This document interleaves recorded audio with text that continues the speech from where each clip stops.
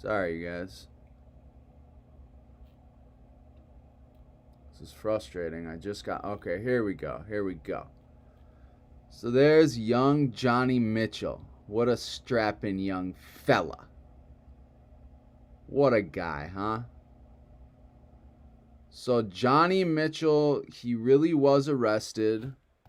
He really was in Multnomah County Jail. He was telling the truth about that. He was actually telling the truth a lot more than I thought he was. Um but I don't want to say it disappointed me. It did disappoint me, but it just kind of, I don't know. So all right, here's his prison history. Whoops. So I know this is going to be hard to read, you guys, but I'll kind of explain to you what all this stuff means. So, well, I actually don't know what all this stuff means. So maybe some of you guys could help me in the chat. Okay, so transport MTCB, Multnomah Detention Center. So on 12/16 of 2009, he violated. I think that means he violated his probation. Some of you guys could help me in the chat. Okay, so transport MTCB, Multnomah Detention Center. So I'm pretty sure this is like a violation of, like, he violated or whatever. And then so we go down here. So, and then this is Coffee Creek Correctional Facility. So he really did go to Coffee Creek. So he's telling the truth about that. And then Two Rivers Correctional Institutional. So he did go to Two Rivers. However, he said he went to Two Rivers, but upon looking it up, he said Two Rivers was a maximum security prison. It's really not a maximum, it's a medium. It says, like, if you look it up on Wikipedia, it will say maximum, but if you actually go to the prison's website, it is a medium facility. So that's just another kind of small little thing, but so I will say this, I do apologize, Johnny, for not believing in you. I do apologize because, I mean, listen, he did actually get arrested. He went to Coffee Creek, he went to Two Rivers. Now let's look at his charges real quick. What up, M Gonzo? Okay, so this is kind of where it gets interesting. Yeah, Merry Christmas, y'all. Seriously. We're celebrating Christmas tonight. So this is where it gets interesting. I don't know if you guys have really followed the whole Johnny Mitchell thing, but he said in his words that the feds charged him with drug trafficking and money laundering. Then the feds, because he was working with the cartels, the Sinaloa cartel, or like he pronounces the Sinaloans, the Sinaloa cartel.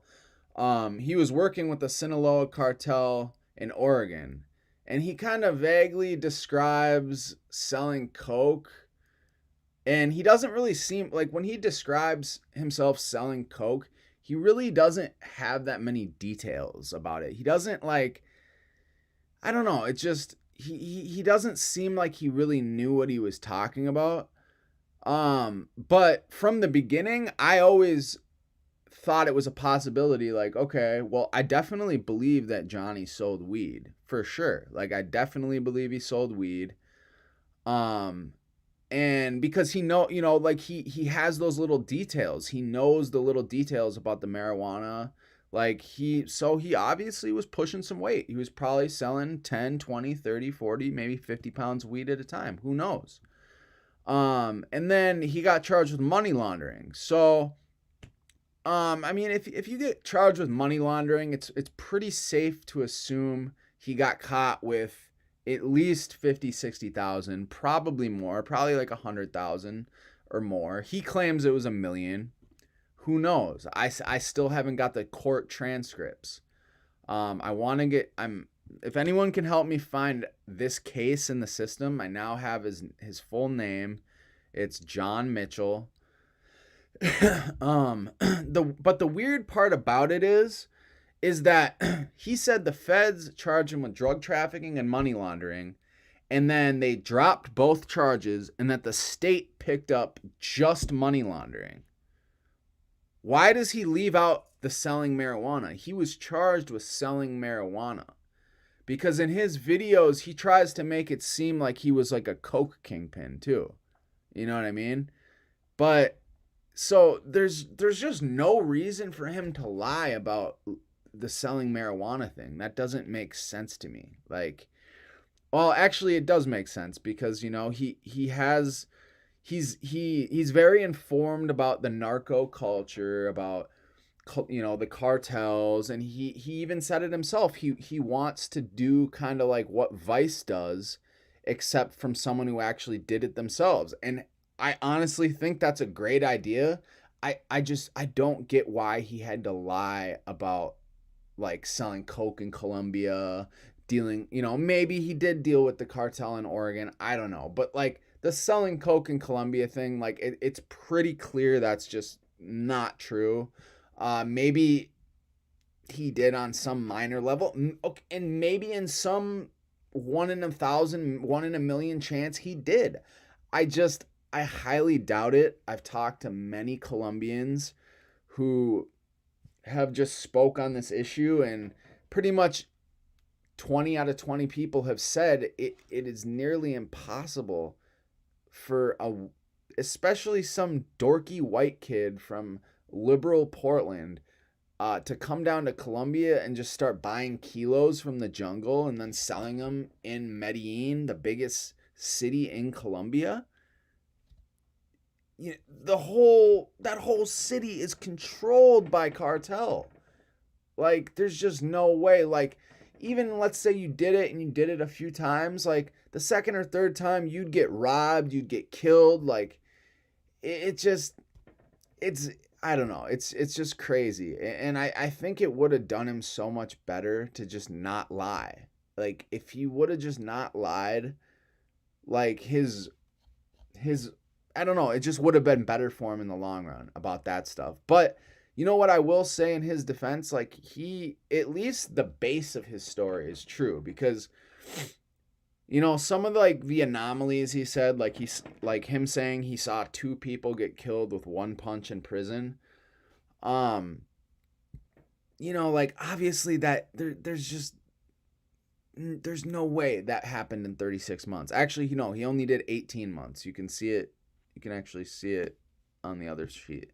So he said in the beginning he said he did 36 months day for day, and then later he said 18 months, but who knows? That doesn't necessarily mean he was intentionally lying. But yeah, you can see he got arrested in 2009, and then so okay, he got arrested. So actually, you know what? He just got, in the beginning, you guys, he actually just got arrested. He didn't go to prison in the beginning, actually. So I just caught this myself, actually.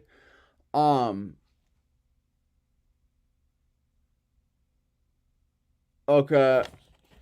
Sorry, Fargo. I'll read some questions. So basically what happened is Johnny Mitchell, he, like you said, he's a Pacific Northwest pot dealer. He's a comedian. You know, he's a somewhat famous comedian. He's been on the Theo Von show, the Leo and Danny show.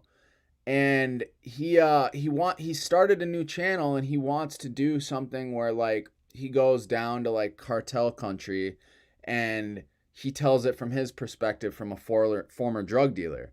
Well, the problem is, in the beginning, he made up all these crazy stories, like he was a tourist in Colombia and he sold kilos in Colombia. And then he was like, yeah, and I slept with the cartel boss's wife. Or no, actually, I take that back. Someone corrected me. It wasn't the cartel boss's wife. It was an accountant for the cartel who was a high-ranking member, and he got away with it. And it's just like all this picture perfect stuff like that. He also said he was working with the Sinaloa cartel in Oregon selling coke and weed.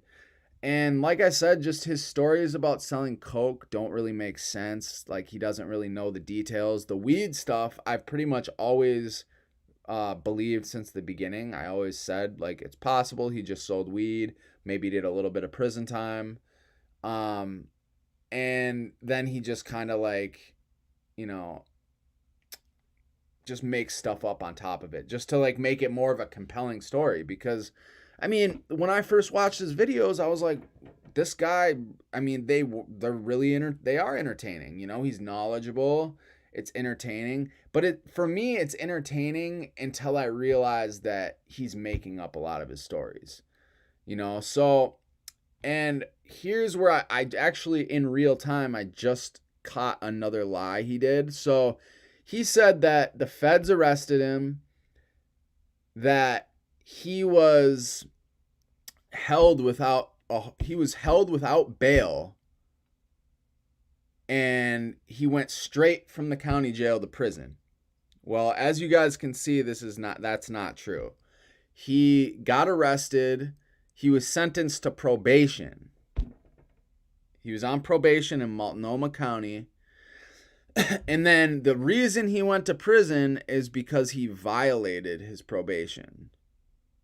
So he didn't end up going to prison until almost the beginning of he didn't get to Coffee Creek until the end of 2010. So yeah, he was on probation, so he did get bail because status probation. He was on probation, and he left Multnomah County Jail. So yeah, he was on probation. He violated in 2010, and then he was saying that the feds gave him a hold without bail, and then the feds dropped the charges and the state picked it up. See, here's the problem with that whole thing is if the feds dropped the charges and the state picked it up, then once the state picked it up, you would be set a bail. You always get a bail in the state, almost 99.9% of the time. Like even for murder charges, like you're going to get $1 million bail, whatever. So clearly he was on probation, he violated, and then he went to prison a year later. So they gave him a slap on the wrist because I mean he was a first-time offender. At least that's what he said. And yeah, so but I mean everything with the prison, I mean he did go to Coffee Creek. He did go to Two Rivers. And then I don't know what SCI and SSCI is. I don't know what that is. Status post prison. MTDZ. Huh. I don't know what that means. Let me read some comments real quick. So yeah, selling marijuana. So he had 2 counts of selling marijuana. Oh, wait. So these are like...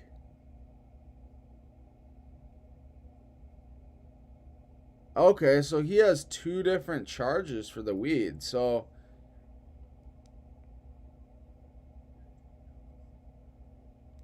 Did Al Prophet make a video on Johnny Mitchell? So here's the thing. So I just realized his charges for the selling marijuana. Or wait, hold on. 1008 and then 1008 508. Okay, so I don't know. See, I don't. To me, it looks like. Let's see this. To me, it looks like he got two. Well, yeah, he did get two. He got two separate. He got two separate selling marijuana charges and then a money laundering. So let's look at this. So either like he could have had like a controlled buy done on him by like an informant, or I don't know. I don't know what happened. That's why I want to get the court documents to really go over this, because he claims that the feds raided his house and he just got caught with money. So that doesn't even make any sense actually, because think about it. The feds raid his house, he just gets caught with money, and then they bring him to the county jail, which is kind of weird. Usually they have federal holding facilities, but it's not unheard of for, a federal inmate to be held in a county jail. But another weird anomaly. And then, so the feds charge him with drug trafficking, money laundering. Then they just magically drop these charges, which is really unheard of. Like, the feds almost never drop charges. Like, if they got you, they got you. And then the state picked up just money laundering, he said. So why would he have two different cases of selling marijuana if they found no weed at his house? He never mentioned anything about controlled buys. He never mentioned. So it's like, dude, he obviously has like an interesting story. So why not just tell the truth the first time? Because, like, dude, like, an interesting story, like, the truth is more interesting than an embellished story. Like, it really is. Especially, it's like, dude, if you're gonna, like, it's like my first video I made on Johnny Mitchell. Like, if you're gonna lie, be consistent and be believable. Like, his lies are just, like, not even, but I'm not gonna just stay on that whole point this whole time, but it really makes no sense. Like, if you really look at it and with what he said, and if anyone has like followed his videos and has really like tried to like sniff this lie out, you can just clearly see that, I mean, the story doesn't add up. I mean, we've known that from the beginning, but so on one hand, I feel kind of bad because, like, he did actually go to prison. But then on the other hand, it's like, it still doesn't make sense. It still doesn't make sense, Johnny. So, hey, what up, Stacks?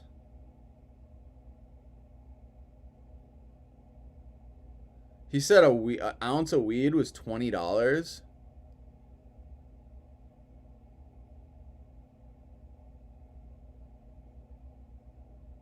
That's what I sorted. Let me read some comments. Johnny probably sold a half gram of coke one time. What up, Doe?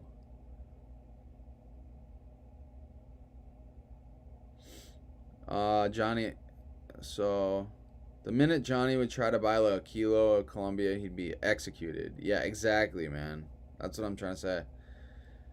Yeah, I know what you're trying to say, Fargo, about like not remembering details, but it goes a lot farther than that. It goes with him claiming that he sold coke in Colombia, claiming that, claiming that he basically was saying he worked with two different cartels, one in Colombia and one in Oregon. Like, do you know how much time it would take for someone like him to like build those kind of connections? Like, he never like goes into detail about how he met these people. And I realize like he does have to change, supposedly has to change certain details, blah blah blah blah blah. But still not really though.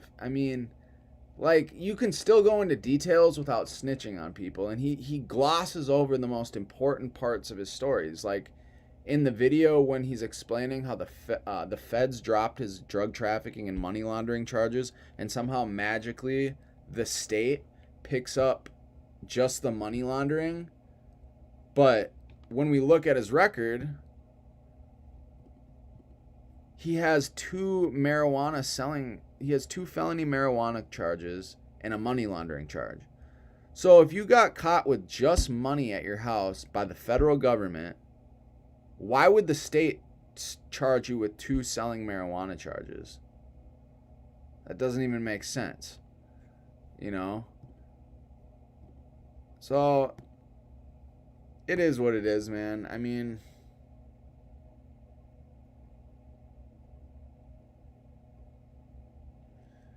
Solid Caucasian said, usually his comment section is all for his lies.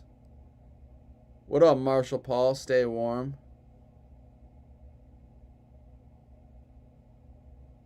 That pink fentanyl shit. Yeah. Well, the thing with Johnny is he's just talking about shit. Yeah, he's spreading misinformation about the pink fentanyl shit, man. Because, like, I don't know, just a lot of the things he's saying, too. Like, he's saying, like, oh, yeah, the cartels make way less money since weed has become legal. But he fails to realize that the cartels now completely dominate the freaking coke, meth, and heroin trade and fentanyl trade. And that's just boomed in the last 5 years, you know? Like... So let's check out Johnny's latest video. I haven't seen it yet. I'll watch it with you guys. Let's check this out real quick. Let's see what Johnny's got to say as of recently. Yeah, you're right, Marshall. I got my first Botox cosmetic treatment on a lunch break. The treatment itself really? probably took 15 minutes. And so I take 2 more little Dixie cup shots of it. And that's when it turned black. They thought I had escaped. They completely lost me somehow. I wasn't saying anything because I'm scared to death of this guy, but I figured today. So I take 2 more little.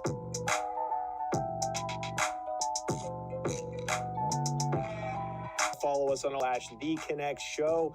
That's cooking over there. We got so much bonus content. We got weekly bonus. What are you talking episodes. about, Marshall? We have now YouTube live chat portal anytime. And maybe all right. Or saving up to put it down. Damn, he's got a lot of freaking by now. And White was vindictive. He was constantly screaming at people. I saw him one time. I'm not saying he's lying all the time. Like, it's very easy to tell when he's telling the truth and when he's lying because he has specific information, specific details, like how he just kind of like nonchalantly said, yeah, White's probably dying of alcoholism right now. You know, like it just things like that. You can just kind of, you can sense the like the personalization of certain stories, and then other stories, like it's just, he doesn't really have any detail about it. It's just, I don't know. Just a thing to walk by and smack a dude who was sitting in the day room on the back of his head, and he knocked him out of his seat. Just a guy minding his own business playing dominoes. He just came by and bitch slapped him. It was shit like this that... Yeah, we'll watch the video of him getting bitch slapped here in a second. That one's funny. Made us hate this guy, right? And what's even more fucked up than that is he would wake people up out of their cells in the middle of the night, and he would walk them down the hall to a room without cameras and beat the shit out of them. He would do this if you got out of line, if you went and made a complaint to the administration about him.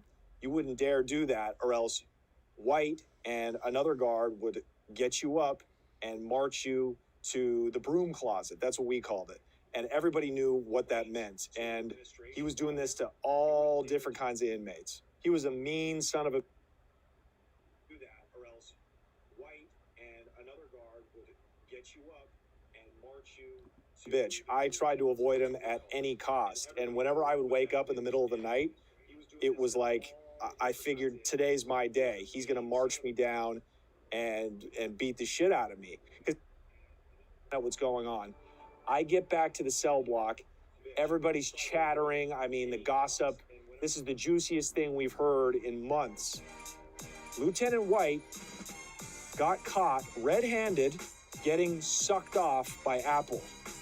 Apple was in the broom closet where he would take people down to fuck them up. Apple was giving this guy a blowjob. There you go. And there is no consensual sex in prison, and especially not prison guard on inmate. And this happened multiple times. There were usually female guards who, you know, would get manipulated by the inmates, and they would get caught fucking them. So why can't he bring up any specific paperwork on what he's talking about? Like, I'm not saying I don't believe what he's saying, but I've never once seen him actually, like, provide any of his own paperwork on these stories, you know? But, I mean, I'm not saying, I actually, from Portland, and, I worked with the Sinaloa cartel, and my cellmate was from the Gambino crime family, and he was getting paid from the Hells Angels for 30 years on the streets, and he created the whole meth market in the Pacific Northwest, and, you know, I slept with the cartel boss's wife, and, yeah, okay, Johnny. And the inmates don't get in trouble. I mean, they probably get sent to the hole, but the COs actually get handcuffed and charged with sexual assault or whatever. So Lieutenant White was getting head from Apple, the girl that he was talking shit to just 5 days earlier on the yard. I don't know for sure if Apple set that whole thing up, tipped another guard off, that Lieutenant White was sneaking around, getting a little sucky suck from this transgender inmate. Who knows? But we never saw White again. And, all right. you know, hopefully whatever. he's This rotting in a is prison just boring somewhere. to me. But that was some of the